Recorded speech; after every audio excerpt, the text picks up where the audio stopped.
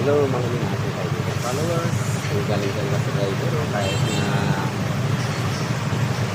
buhok lang diferensya, talagang pasok pa rin. Ang galing talaga sa driver niya. Ang mababa pinapasok pa niya. Paglaki ko, gagayahin ko yan.